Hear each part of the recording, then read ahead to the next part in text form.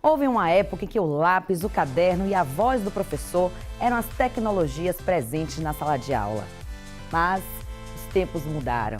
Para aumentar o seu conhecimento e ampliar a sua visão de mundo, começa agora o seu programa Ponto de Vista. Hoje falando sobre educação na era da tecnologia.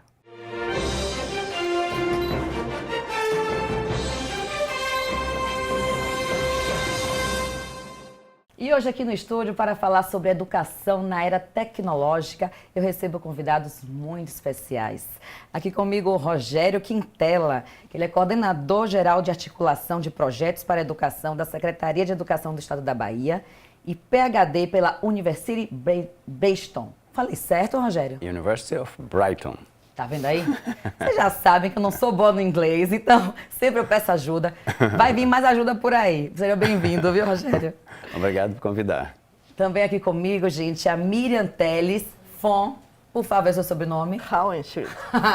Agora eu não sou pega mais, já jogo para eles direto, tá vendo aí? Gente, ela é diretora da Escola Calento, graduada em Pedagogia e pós-graduada em Pedagogia Waldorf, que a gente já vai saber o que é daqui a pouco. Professora de jovens e adultos, muito bem-vinda, Miriam. Obrigada pelo convite. E aqui também conosco o Miguel Dourado.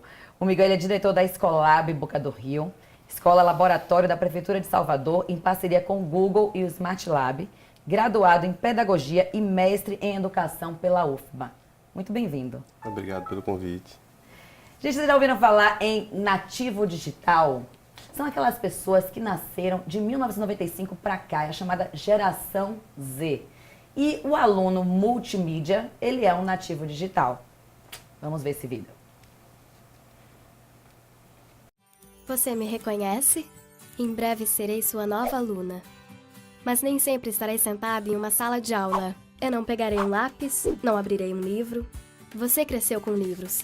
Eu leio em meu laptop, meu tablet, meu smartphone. Eu uso o teclado muito mais do que a caneta. Eu sou uma nativa digital, uma aprendiz ativa. Por que carregar apenas um livro quando meu tablet me conecta com o mundo? Eu quero saber coisas o tempo todo e em tempo real. Posso buscar o melhor preço para sapatos legais ou pesquisar o caminho para o Himalaia? Para aprender, eu pesquiso online, porque a sala de aula não é o suficiente para mim. Não quando eu posso ver rostos, ouvir vozes e conversar com pessoas do outro lado do mundo. Eu quero aprender sobre a história da China com alguém em Pequim. Minha escola precisa me acompanhar. E não o contrário. Eu tenho cada vez mais opções. Quando você tinha minha idade, ninguém tinha ouvido falar de educação à distância. Ninguém imaginaria uma escola virtual. Mas hoje, com o uso da tecnologia, é possível realizar cursos inteiros de forma online. Eu uso dispositivos móveis para me conectar com amigos, colegas e professores. E quando eu estou conectada, tudo fica mais interessante. Eu não compro músicas, filmes ou livros em lojas. Eu faço isso online. E quando eu curto alguma coisa, compartilho com os meus amigos. É assim que eu quero que minha educação seja. Eu preciso de um diploma muito mais do que os meus pais, pois eu sei que o mercado está cada vez mais competitivo. A sua instituição de ensino está preparada para receber uma nova geração de jovens que aprende conectada com o uso da tecnologia?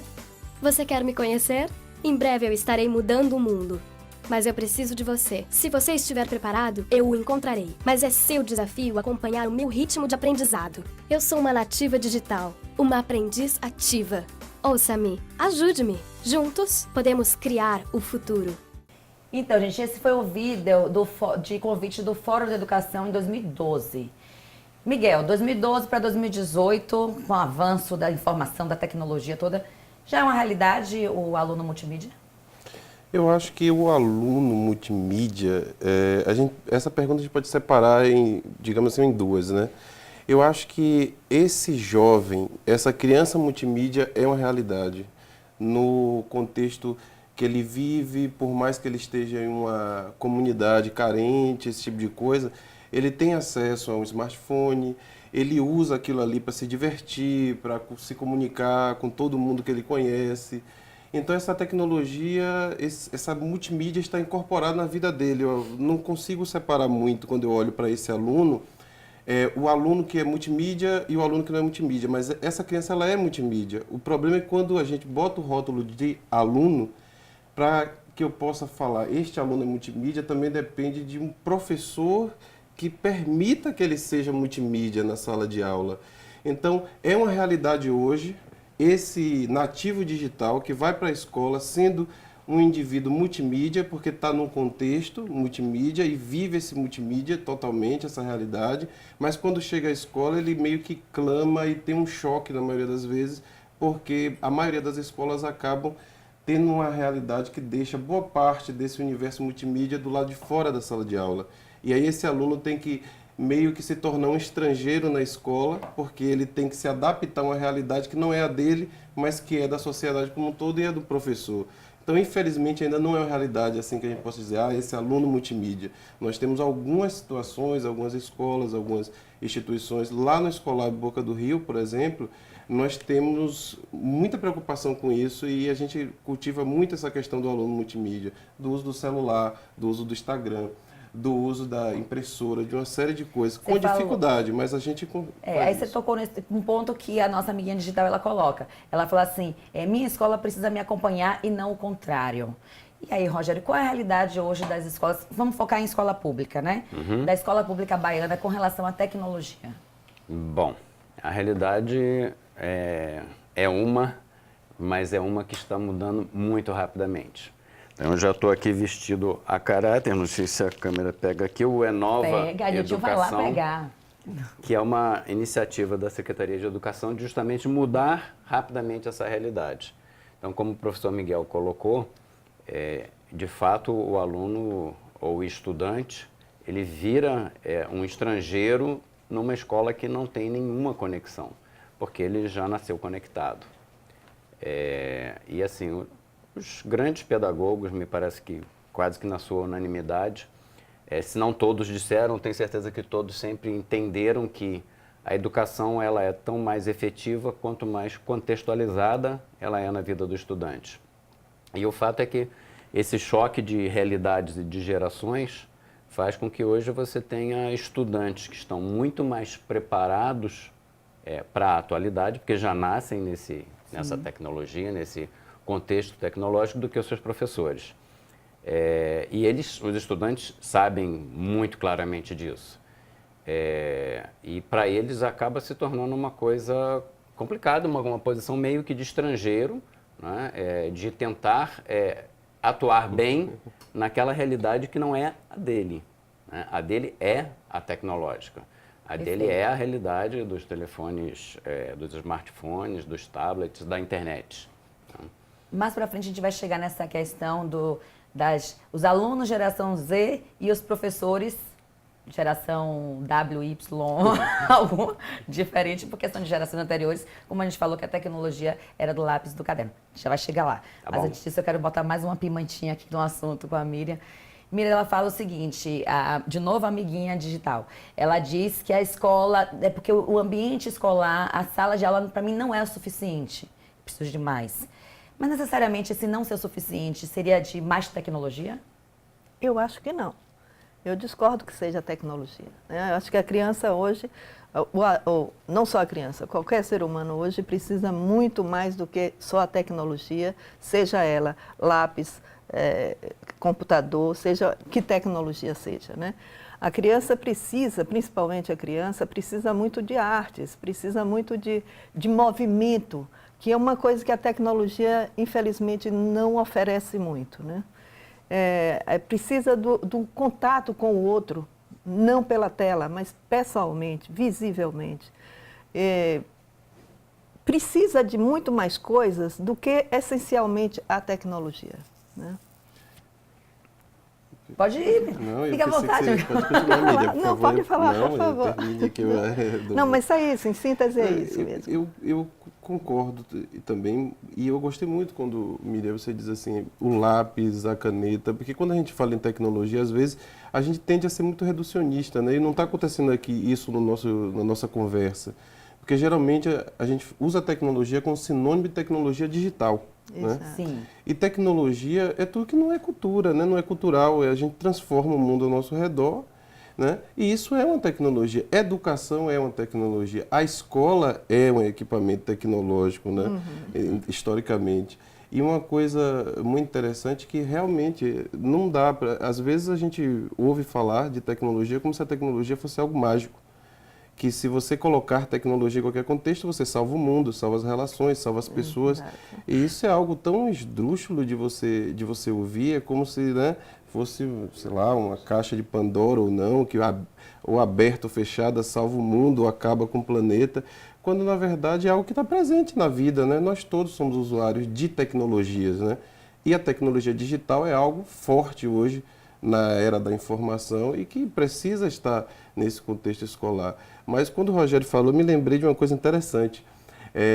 Eu tenho uma colaboradora, Ana Cláudia, que vai 2 vezes lá por semana em casa, né, porque eu sou meio bagunceiro nas tarefas domésticas. E aí ela chegou lá e a TV estava toda suja. Minha TV estava extremamente suja de marcas de dedo digitais, né? E aí ela me perguntou, eu disse, foi o filho de Alcides, um colega, né, um grande amigo, que estava lá, mal sabe falar, é bem pequeno. Ele olhou para a TV, começou a ficar murmurando, meio que chorando. Aí eu peguei do colo assim, cheguei perto da TV, ele começou a meter a mão assim na tela. Para passar aquele... Porque ele não queria estava passar. querendo assistir o que estava passando, né? Então, assim, são coisas, claro, parece uma anedota, mas é a realidade que eu estou falando que aconteceu. É algo que não dá para a gente, né, não pensar nisso, né? É uma criança que mal sabe falar, um bebê quase, né? Mas ele já percebe que a forma dele interagir com essa tecnologia que está ali na frente, né? Ele sozinho, você entrega um celular, ele um smartphone e sozinho ele acha a galinha pitadinha. Pois é. Tem uma coisa, eu não sei se você deve conhecer, François Douto, uma Sim, psicanalista muito importante. Ela fala uma coisa que eu achei muito interessante. Ela diz que a criança hoje já nasce com um chip da tecnologia, né? Da tecnologia digital. As crianças já sabem mexer em tudo. Só que nenhuma criança nasce com um chip de entender o outro, de estar com o outro, da alteridade. Isso é preciso aprender na escola. Isso é preciso aprender no convívio familiar. Não é com smartphone, não é com celular, seguramente. É outro tipo de interação que é necessário. Não, com isso, eu não estou dizendo que a tecnologia digital não deveria estar na escola, nem na família. Não é isso. Mas é o cuidado. Em que tempo? Como usar Em aquilo? que hora? Sabe? Em que contexto uma criança pode estar usando isso? Sempre que aparece uma nova tecnologia no mundo, tem uma revolução, né?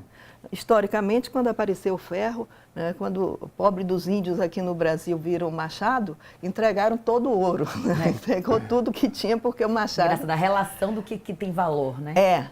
E mudou um bocado de coisa, né? É natural que agora, com a internet, todas essas possibilidades da mídia, todo o mundo fica aflito e os mais jovens ficam muito ansiosos de descobrir tudo isso. Mas quando é o tempo? Em que tempo que deve se fazer isso? Né? Quando que a gente dá uma faca de cozinha na mão de uma criança para ela usar sozinha? Na pedagogia Waldorf a gente tem a culinária. E na culinária, a criança começa, desde a educação infantil, a fazer pequenas coisas. E todo esse instrumento... Miriam, você falou de pedagogia Waldorf. Eu vou pedir para você segurar um pouquinho, porque a gente tem que ir para o intervalo. E a gente vai voltar com esse assunto. Segura aí, a gente já volta.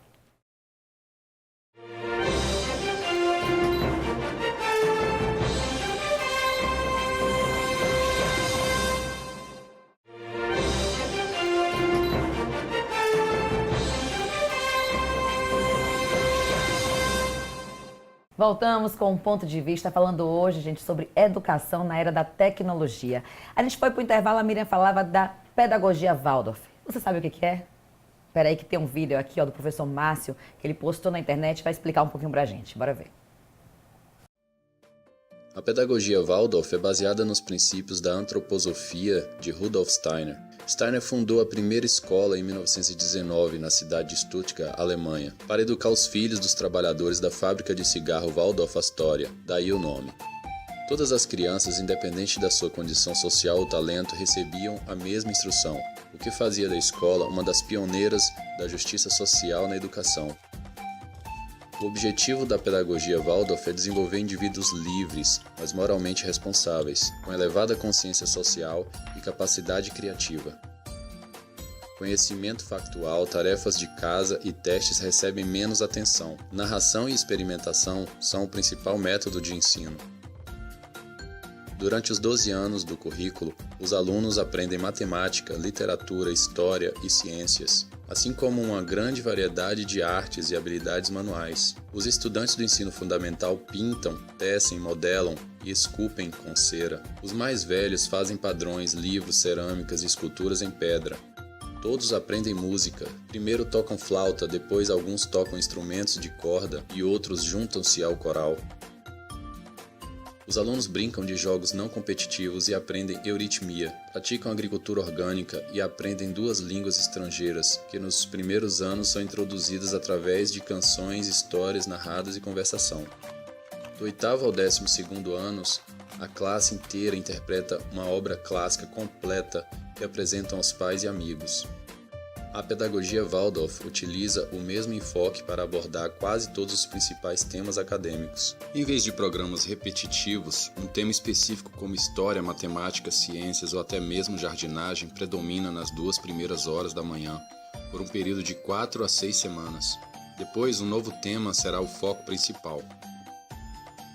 Steiner também inventou um enfoque experimental para ciências onde os estudantes observam e mais tarde descrevem conceitos científicos com suas próprias palavras e desenhos, em vez de aprender sobre eles em um livro de texto primeiro.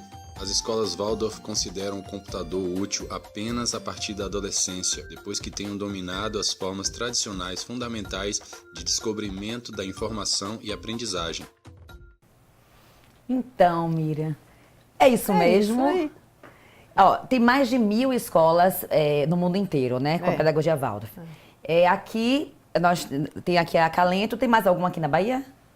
Tem a Escola Sabiá, é uma escola que está também começando em Lauro de Freitas.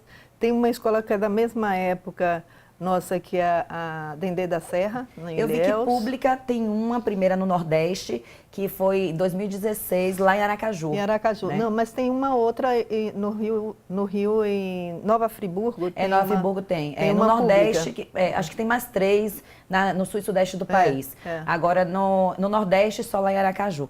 Mas então, qual é o benefício de um indivíduo que é educado pela pedagogia Waldorf? Uau! Olha, foi muito explicativo esse vídeo, né? O que a gente deseja com uma educação dessa? Que as pessoas, quando adultas, elas consigam se encontrar no mundo e fazer diferença nesse mundo, né? De estar plenamente no mundo. Por isso, Rudolf Steiner, ele falava muito da tecnologia da época, que era a máquina de escrever e o telégrafo, e que ele achava que era importante que as crianças fossem conhecer, mas quando estivessem no ensino médio. Toda a tecnologia mais de ponta geralmente ficava para as últimas classes. Que foi isso que a gente viu aí no finalzinho do vídeo. Exato. Que acho que logo no início não, colocar Não. a tecnologia mais para frente.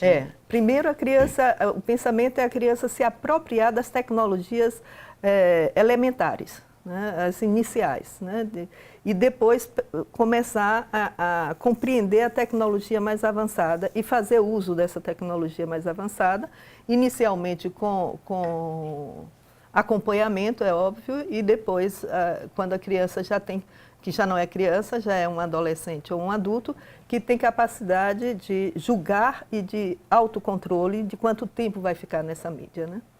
Quando a gente foi para o intervalo aqui, a gente estava querendo colocar qual é a área que cada um atua aqui de termos de faixa etária de jovens, né? A Miriam lá na escola está com até que faixa etária? A gente recebe crianças de 6 meses a 13 anos, que é o 8º ano agora. Certo. O Miguel lá... É do 4º ano Na ao escolar. 9º ano na Escolar Boca do Rio. 4 ao 9. E o projeto, Rogério, qual é a idade das crianças? O projeto é para o Jovens, ensino médio, para os ensino jovens, médio. já não mais crianças. Né? Onde a então tecnologia tem uma está... diferença grande aí. Sem dúvida, eles vêm tinindo já. E tem também um professor da USP, o Valdemar Setzer, espero que eu tenha falado correto o nome dele. E ele é do Departamento de Ciência da Computação do Instituto de Matemática e Estatística. E ele condena o uso de tecnologias por crianças, porque ele acha que eles não estão maduros ainda o suficiente para ser colocado ali para o raciocínio lógico. né? Eles acham que pode acontecer uma massificação ele acha, né, do pensamento, prejuízo da imaginação e uma atitude passiva. Você concorda com isso, Rogério, com essa visão? Ele está falando para criança, não para adolescente. Mas eu não concordo, não. Eu acho que tudo depende da forma como você faz. Só a título de exemplo, nesse nosso processo aí de parceria com o Google, nós visitamos muitas escolas na Califórnia, na Europa também, tivemos visitando algumas escolas recentemente, em todas, absolutamente todas, a gente viu o uso da tecnologia desde cedo. Mas assim, é claro que se a criança ela trabalha só com o que nós estamos nos referindo aqui como tecnologia, que a gente pode falar de tecnologia da informação, ou informática, ou internet, ou como quisermos, se ela fica só com isso, aí eu concordo totalmente que vai haver uma distorção na formação da criança. Mas se isso é dosado dentro de certos limites, eu não vejo como isso possa ser prejudicial, porque a tecnologia pode ser usada para se trabalhar com arte, para música, para artes gráficas.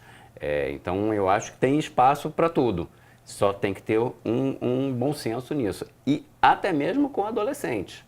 Sim. Porque, assim, mesmo o adolescente, quando ele começa a trabalhar com a tecnologia, você tem que continuar com a arte, você tem que desenvolver as suas habilidades socioemocionais. Eu concordo com a professora, eu acho que a nossa humanidade, o nosso planeta, está muito mais deficitário dessas competências socioemocionais do que das competências tecnológicas. Então, eu acho que em todas as fases você precisa de tudo. Espera aí que tem umas escolas também que pensam como você, a gente vai ver aqui agora. Vamos lá. Se quer usar os óculos de 3D, o professor vai dizer assim, espera um pouquinho, o que eu quero do meu aluno? Que ele seja capaz, por exemplo, de identificar plantas da Amazônia, o óculos 3D, onde ele possa acompanhar o que um pesquisador da Amazônia está fazendo ao vivo, né, em primeira pessoa, e seja fantástico para aprender isso. Mas pode ser que aquilo que eu quero ensinar não ajuda nada essa tecnologia. Technology will be a natural part of the learning process as the pen and paper has been before. A tecnologia é algo que vem para empoderar as crianças, empoderar todos os alunos e principalmente os educadores. Por quê? Porque é isso que vai fazer a gente se apropriar das diversas formas, digamos assim, de conhecimento. We're not using technology for the sake of using the technology. We're using the technology as a lens to help us understand something. Teach the kids how to use these devices and how to visit these virtual platforms in a safe way, and also to be critical and how to evaluate the information that is now available for everyone. In fact, today I would say that the teacher has the most difficult job in the world. You know why? Because when the teacher go into the class and begin to teach a certain topic, even before he teach, the student already Google. You can go into Google. A conectividade coloca esse problema para a gente. A gente precisa estar conectado com o mundo, mas tem que saber sobreviver com os alunos na sala de aula mexendo o tempo inteiro nos seus celulares. Não basta proibir que eles usem, porque eles vão usar escondido, eles vão usar de outra forma. A gente tem que aproveitar isso, que é uma característica deles, dizer como é que a gente aprende usando a conectividade, a mobilidade, né? Como é que a gente aprende se a gente tiver um celular hiperpotente, um smartphone na mão? Então, a gente tem que... Essa é a nossa pergunta. Não o contrário, né? Como é que eu posso usar o smartphone para ensinar a mesma coisa que eu ensinava antes? A gente não pensa em ter um controle, em sim ter um movimento de um uso criativo da tecnologia. Com outras linguagens, como o coding, nós também entendemos que isso é totalmente estratégico. Por quê? Essa noção de lógica, essa noção da criação, essa noção de poder, na verdade, você construir a sua própria solução, é isso que nós vamos estimular nas crianças desde pequenas. Então, Rogério, seria isso aí? É você não colocar o aluno como um mero usuário da tecnologia, mas ele como um ser pensante que vai usar criticamente e que também pode ser um produtor de conteúdo. Sem dúvida. Então, assim, eu acho que a mensagem que eu tiraria do que foi colocado aí é que também a tecnologia, ela não é um fim, ela é um meio. Então, assim, o fim é a pedagogia e o objetivo é o processo de aprendizagem por parte do estudante. Então, a tecnologia, na nossa visão, ela entra aí apenas como uma ferramenta para potencializar a pedagogia e levar ao processo de aprendizagem que a gente busca. E aí, Miguel? Porque tem uns que colocam o seguinte, que tem que enxergar não só a tecnologia como uma mera ferramenta. Ferramenta usando um outro sentido, não que o Rogério colocou. Tipo assim, eu vou trocar a lousa por uma lousa digital. Não, não é só isso. É você enxergar a tecnologia como um método de aprendizagem, seria isso? Um ambiente de aprendizagem, digamos assim. Eu acho que a tecnologia ela tem que ser pensada nesse contexto como um componente de um espaço maker. Aquele espaço onde o aluno ele pode criar, ele vai aprender fazendo, ele vai aprender pela experiência.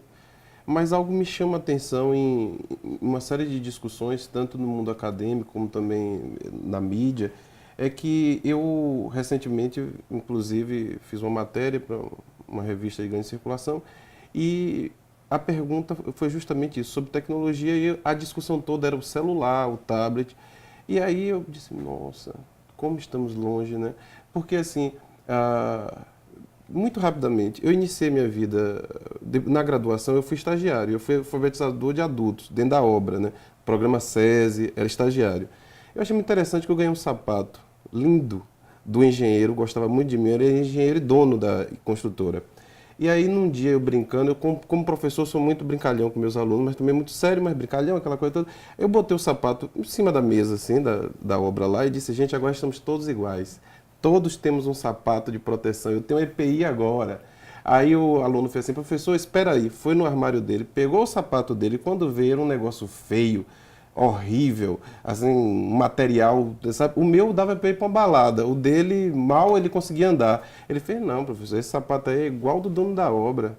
O meu é esse aqui. E eu estava crente que eu estava tendo um processo de ligação ali. Eu disse, agora está todo mundo igual.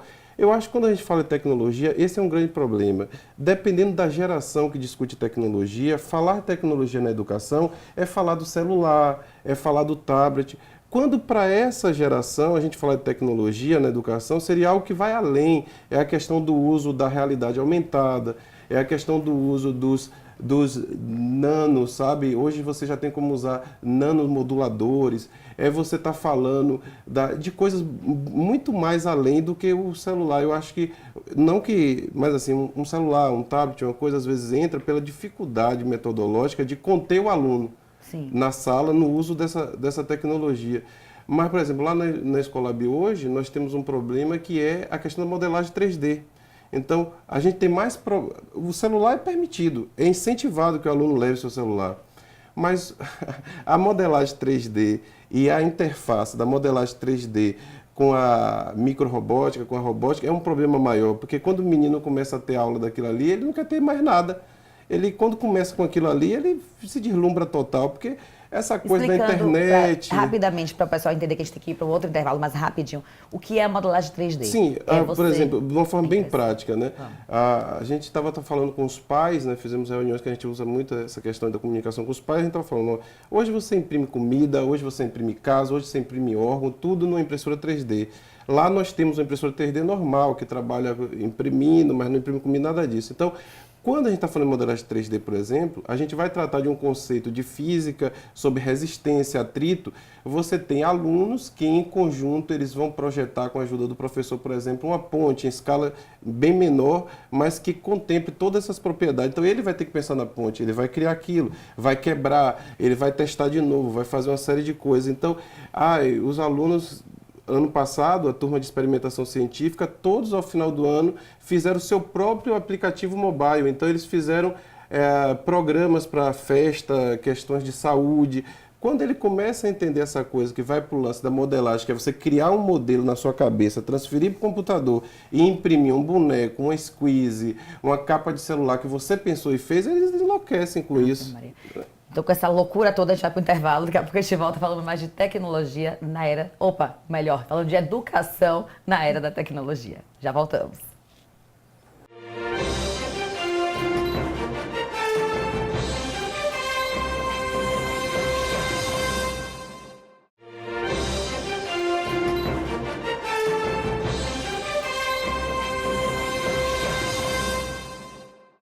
Voltamos com Ponto de Vista, hoje falando sobre educação na era da tecnologia. Miriam, você acha que evitar os meios digitais potencializa a socialização entre as crianças? Não, não é evitar. Evitar seria uma forma de negar o que efetivamente a gente tem de social, né?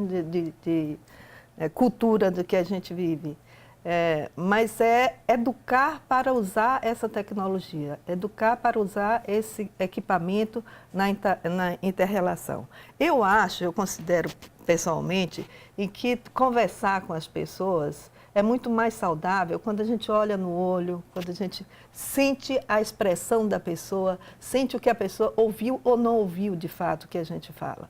Por telefone é mais difícil. Eu não digo nem telefone hoje que a gente usa, mas mesmo aquele velho lá que rodava, é mais difícil de você perceber a reação e a interação com o outro. Né? O Zap, então? O Zap, então, é um horror. Né? Assim, você é muito rápido, você fala. Tem uma coisa interessante que eu acho também, a era digital, os menininhos só sabem mexer com esses 2 dedinhos. Eu fico encantada com aquilo. Eu digo, meu Deus do céu, né? Eu não consigo, eu tenho que estar assim.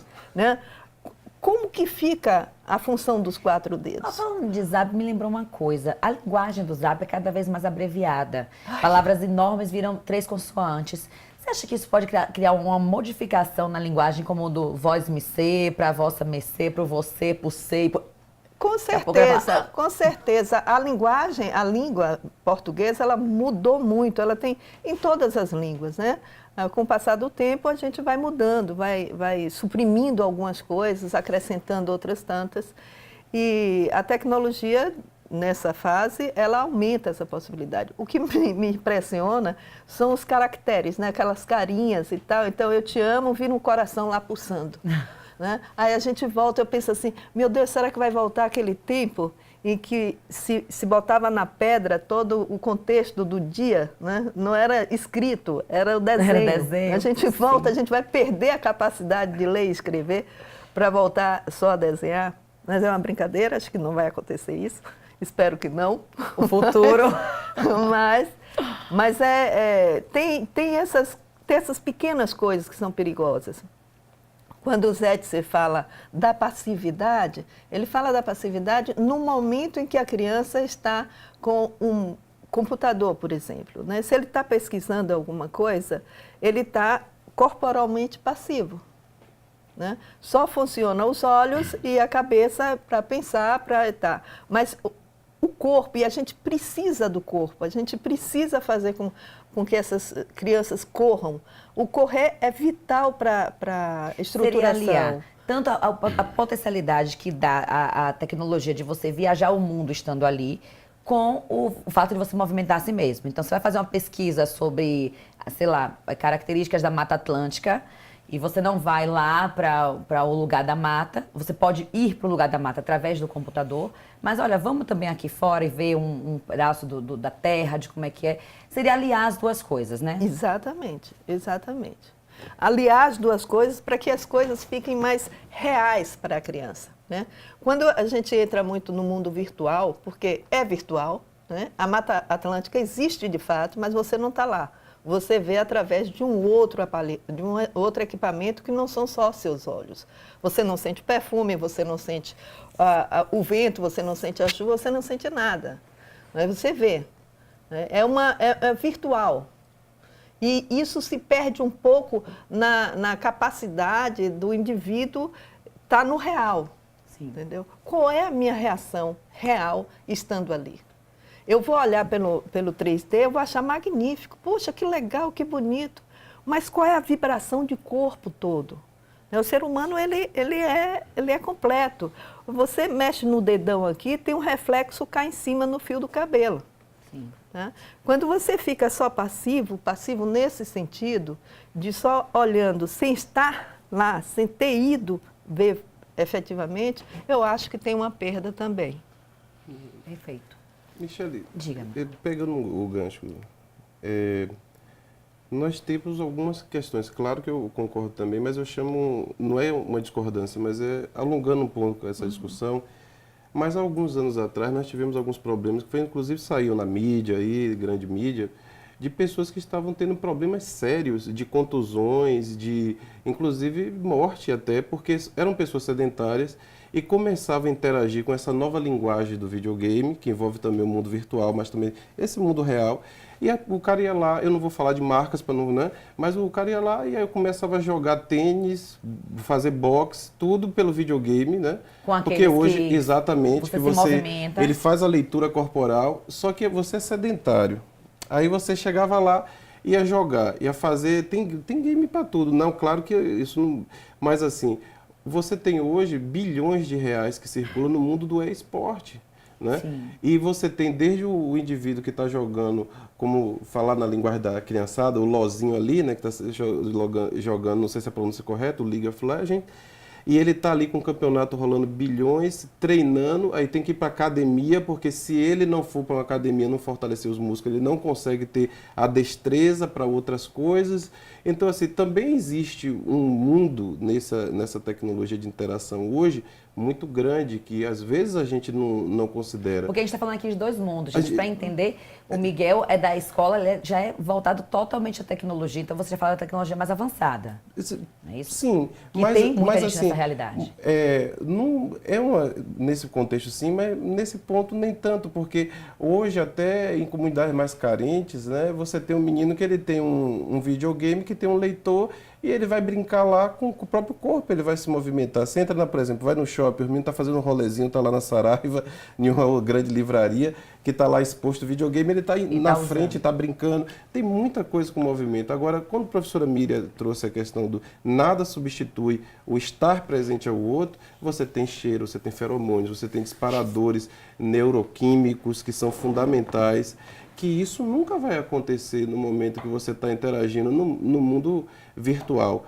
Mas se você parar para pensar que a própria, e aí partindo de uma abordagem damasiana de neurociência, a própria emoção é um programa que roda no biológico, não estou querendo dizer que nós somos computadores, nada disso não.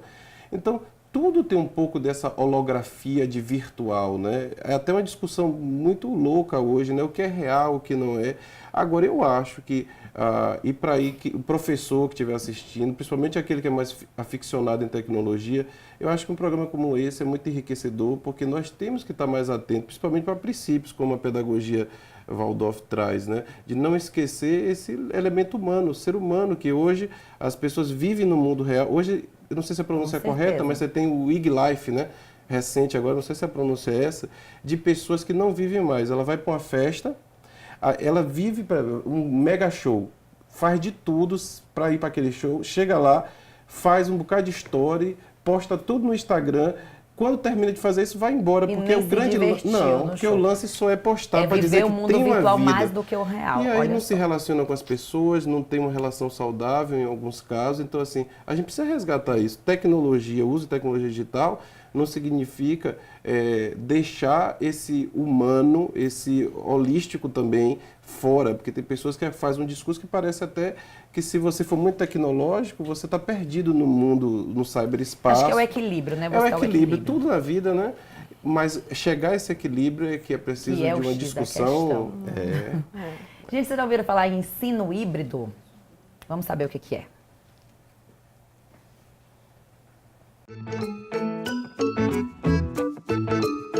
Ensino híbrido. Personalização e tecnologia na educação. Hoje, com a internet, as informações estão disponíveis para qualquer pessoa, em qualquer lugar. Novas formas de aprender e ensinar levam o educador a refletir sobre as possibilidades de integração das novas tecnologias digitais ao ensino. Mas só as tecnologias não são suficientes para que cumpram o objetivo de ampliar a conexão com os alunos e potencializar o seu aprendizado. A tecnologia veio como facilitador e potencializador do ensino, abrindo as portas para novas possibilidades de aprendizagem. O ensino de um para muitos, em que o professor explica o mesmo conteúdo para todos, não considera que os alunos aprendem de maneiras diferentes. O ensino híbrido é uma proposta de integração das tecnologias digitais ao ensino, onde o estudante aprende na escola também com o ensino online. possibilitando algum elemento de controle sobre o tempo e o ritmo do aprendizado.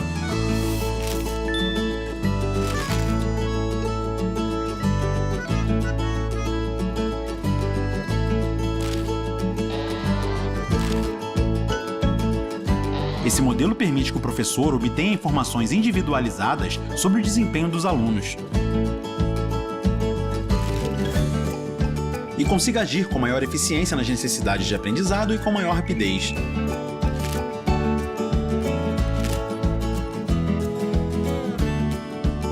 Nesse modelo de ensino, é possível o uso de recursos que auxiliam o professor a elaborar diferentes estratégias, de acordo com as necessidades de seus alunos, favorecendo a personalização do ensino. Então, seria um equilíbrio, seria um meio termo. Rogério, você acha que as escolas... Eu foco sempre na questão de escola pública, porque a gente sabe que muitas escolas particulares já adotam o método Waldorf também. Mas e nossas escolas públicas, você acredita que elas já estão preparadas para esse tipo, já fazem isso? Eu não posso dizer que elas já estão fazendo isso, mas assim, esse projeto que nós estamos iniciando, ele é exatamente isso. Então, assim, nós começamos em setembro do ano passado com 20 escolas, foi um teste piloto, estamos agora chegando a 536 escolas até julho deste ano.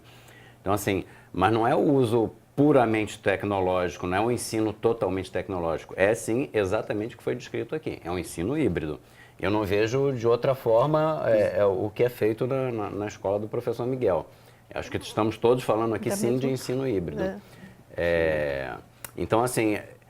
Se as escolas estão preparadas, a título de exemplo, nesse momento, as escolas da rede estadual, nós temos 24 mil professores fazendo formação para o uso das tecnologias digitais na sala de aula. Porque como é que uma das coisas que às vezes a tecnologia não dá resultado esperado é porque o docente ele não está preparado. Eu ia perguntar, era a minha outra pergunta, isso, Rogério? Não, isso é um ponto muito crítico. E por mais que você prepare, ele é de uma outra geração. Essa meninada, agora falando dos alunos de vocês, não dos nossos, eles estão nascendo com a mamadeira na mão e o celular no outro. Ele já vai mandar uma selfie para a mãe. Mãe, tô pronto, pode vir. Mas assim, embora o nosso estudante de ensino médio não tenha já nascido com as duas coisas na mão, ou tenha estado no berço com as duas coisas na mão, mas ele já é totalmente ativo nessas coisas. A grande maioria dos estudantes tem smartphone, mesmo nas regiões mais pobres do estado.